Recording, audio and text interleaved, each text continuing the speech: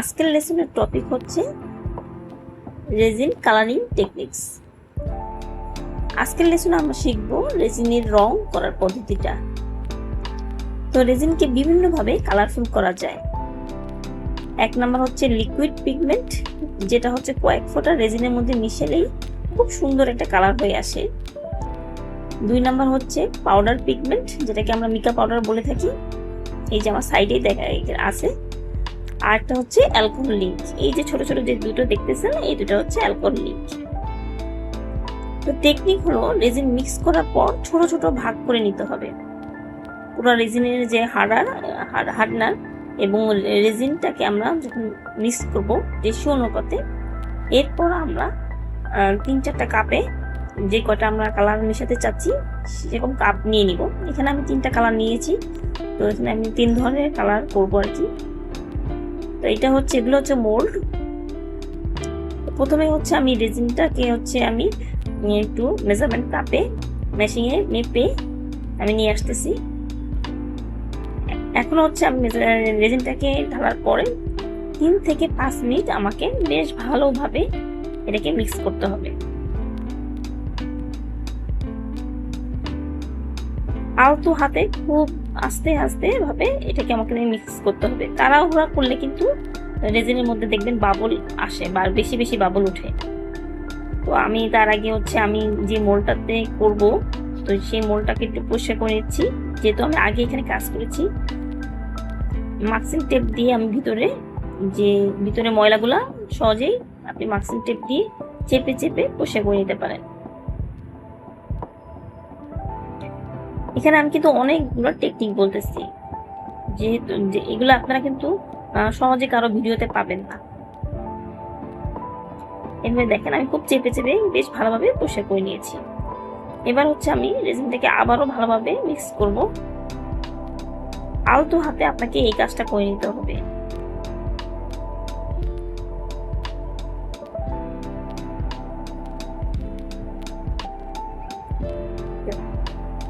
তারপরও দেখেন এটার ভিতরে কিন্তু অনেক বাবল উঠেছে। এত দূর থেকে দেখতে পাচ্ছেন কিনা জানি না। এখন আমি এর মধ্যে টস দিব। টস দিয়ে কিছুটা বাবল কমাবো।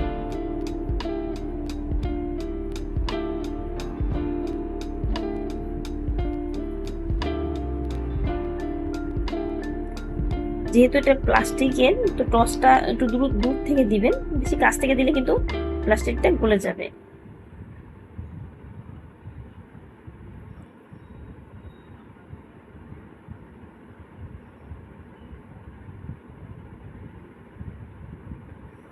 তো আমার এখানে রেজিন মিক্সড করা হয়ে গেছে।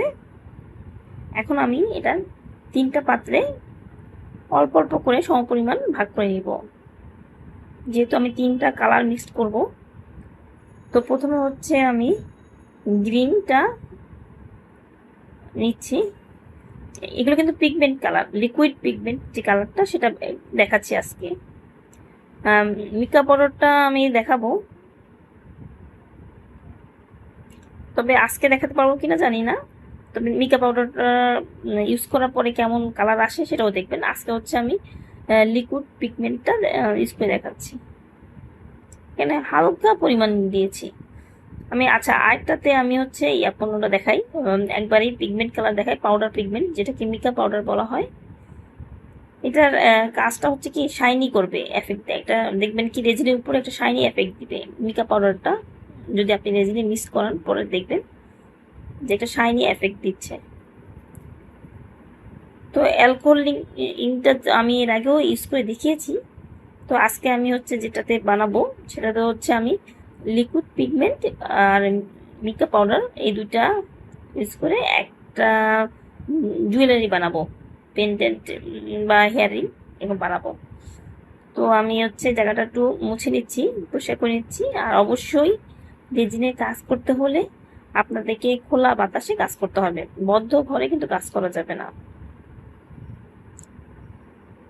এখানে আমি যে লাভের যে শেপটা আছে অল্প অল্প করে দিয়ে আমি এটা একটু স্টিকের সাহায্যে এটাকে চারিপাশে ছড়িয়ে দিচ্ছি।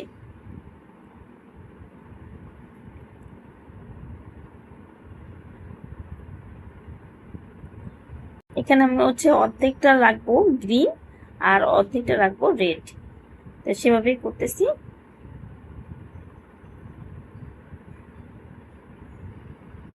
সবগুলো দেওয়া হয়ে গেলে হচ্ছে আমি ইউভি লাইট দিয়ে কিছুক্ষণ রেখে দিব।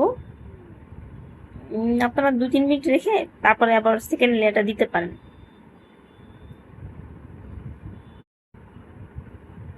আর হিট গানটা যখন ইউজ করবেন তখন দেখবেন কি দ্রুত জমতে শুরু করেছে, তো আস্তে আস্তে এই কাজগুলো করে নিতে হবে আর কি।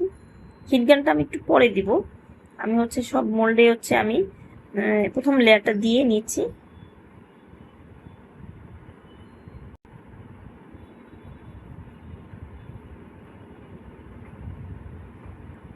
রেজিন একসাথে যতই মিক্সড করেন না কেন, যখনই কালার দিবেন তখন ছোট ছোট ভাগে ভাগ করে নেবেন। যদি আপনারা 3-4টা কালার ইউজ করতে চান তাহলে 3-4টা এরকম প্লাস্টিকের কাপগুলোতে নিয়ে রেজিন ভাগ করে নেবেন। এরপর আপনারা কালার মিক্সড করবেন।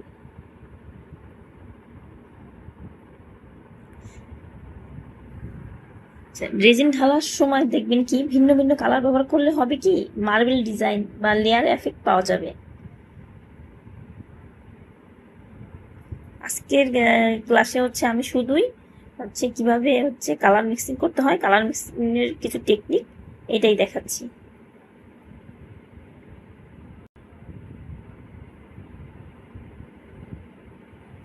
খুবই হালকা হাতে আস্তে আস্তে করতে হবে, ধৈর্য সহকারে।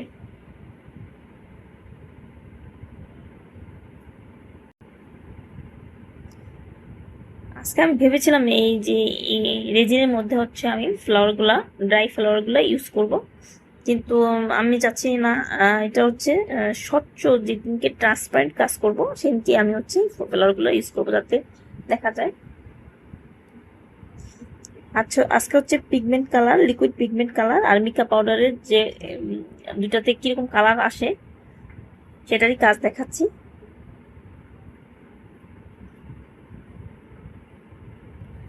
অনেকে আছে দেখছি যে রেজিনের সাথেই কালারটা দিয়ে দেয়, তাহলে কিন্তু জমে না।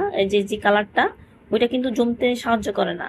তো রেজিনটা আগে মিক্স করার পরে পাত্রে ভাগ করে নেবেন কয়টা কালার, তারপরে হচ্ছে আপনার অল্প পরিমাণ, খুবই অল্প সামান্য পরিমাণ দিয়ে বেশ ভালোভাবে আলতো হাতে নাড়বেন। তারপরে হচ্ছে আপনি বিভিন্ন মোল্ডে দিয়ে এটাকে বিভিন্ন শেপে আনতে পারবেন।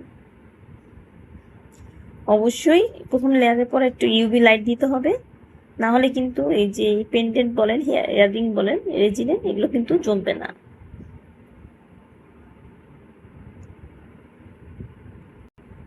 আজকে হচ্ছে আমি এই ছোট যে মোলটা আছে এই মোলটাই কাজই করব, যেটা আমি খুবই অল্প মিশিয়েছি আজকে। আমি যে এখন আমার সম্পূর্ণ মিশানো হয়ে গেছে, এখন হচ্ছে আমি ইউভি লাইট দিয়ে একটু হালকা হচ্ছে এটাকে শুকিয়ে নিব। দেন হচ্ছে আমি এটার পরে সেকেন্ড লেয়ারটা দিব। ইউভি লাইটটা সেট করতেছি।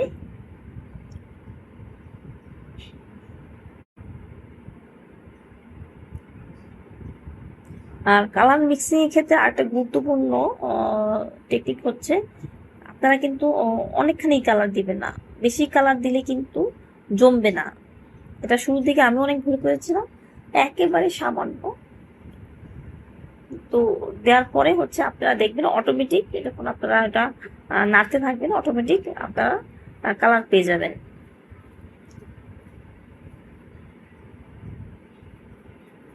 তো আমি এখানে ইউভি লাইট দিয়ে এটাকে হচ্ছে একটু হালকা শুকিয়ে নিব, দেন হচ্ছে আমি সেকেন্ড লেয়ারটা করব।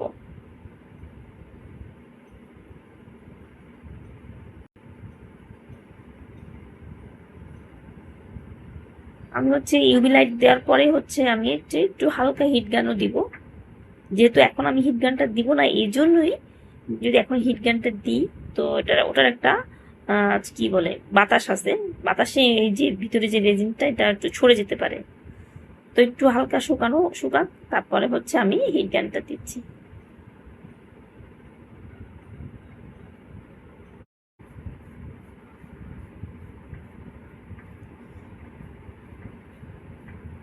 যেহেতু আমার আরেকটু রেজিন বাকি আছে, তো আমি হচ্ছে আরেকটা এখানে যে লাভের যে শেপ আছে এই শেপটা করে ফেলি।